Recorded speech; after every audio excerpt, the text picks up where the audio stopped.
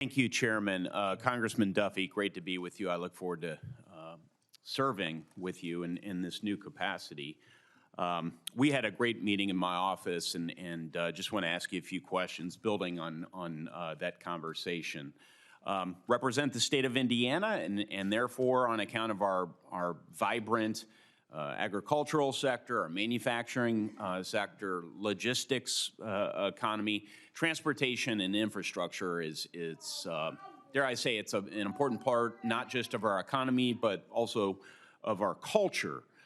In fact, we identify ourselves as a state as the crossroads of America from time to time. So if confirmed, I'm certainly looking forward to working directly with you on a number of ongoing priorities.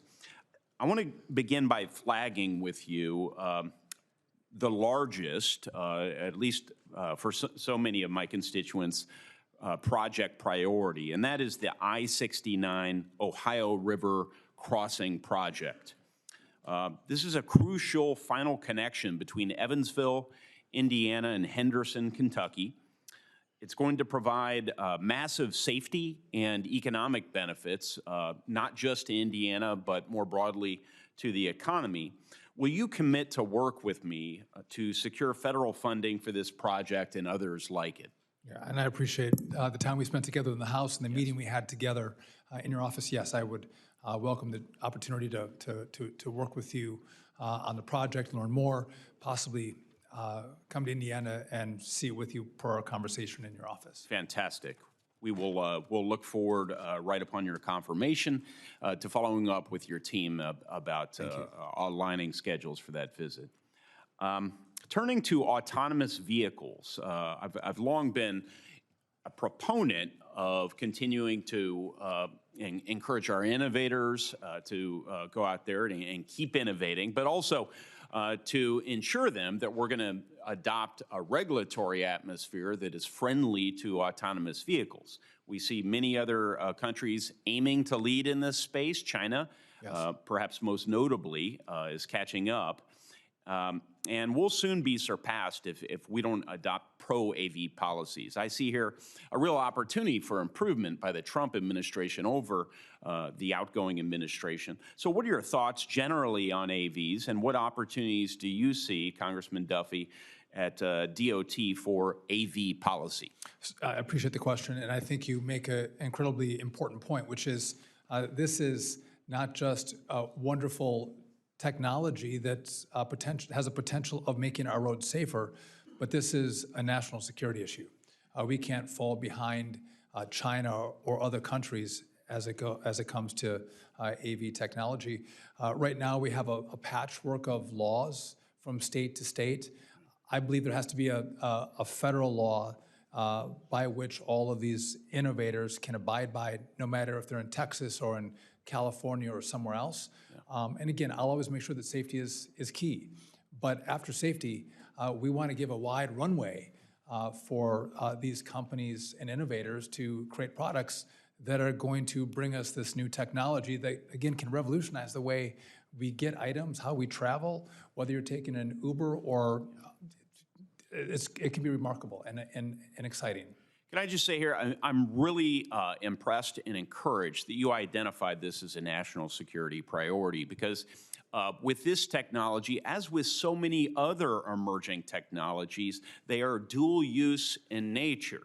So if we can incentivize the innovators to keep innovating, the capital markets to keep deploying capital, workers to continue to be trained in this area, then there are spillover effects to the Pentagon, to our intelligence agencies and others. This is an argument that needs to continue to be made so that everyone understands that all of our departments here in Washington, from DOT to DOC and SBA and beyond, they're all national security entities. We need to fund them, and we need to be attentive to their programming just as much as we are to DOD.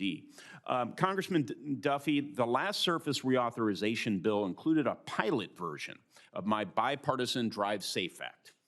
The pilot was quite simple. We wanted to establish an apprenticeship program to allow for the legal operation of commercial motor vehicles in interstate commerce by CDL holders under the age of 21. Let me just explain how this works. If you live in Gary, Indiana, up near Chicago, you can drive all the way down to Lawrenceburg, Indiana, right near Cincinnati, Ohio, driving a big rig, age 19, drive a CDL. But you can't go from Gary, Indiana, over to the Illinois line. You can't go from Lawrenceburg, Indiana, into Ohio doing the same thing, even if those states authorize it. So why is that? Why is that? Well, let's just say charitably there are vested interests that really don't want us to solve the driver shortage problem. So we passed a pilot program out of Congress. Took us years to get this damn thing done. And we sent it off to the Biden administration that signed it into law, and they have reconstrued the language in what strikes the average person. I was actually trained in the law, incidentally, but as a bizarre construction of the nation's law. So I guess what I would ask you is, would you commit to reviewing how the Biden administration screwed up the implementation and potentially try to fix this broadly bipartisan effort?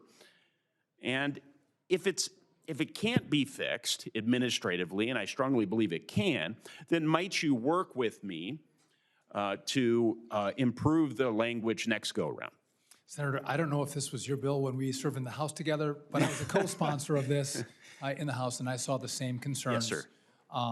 Again, we want to make sure that these young people are safe when they drive, and maybe there's some additional standards they have to have, and I haven't looked at the bill that you passed, but I commit to you that I will look at where the department is or how they've mangled the intent of the Congress to make sure that what Congress passed is fairly and rightfully implemented, and if there's a problem with it, I'll work with you and clearly tell you what that problem is.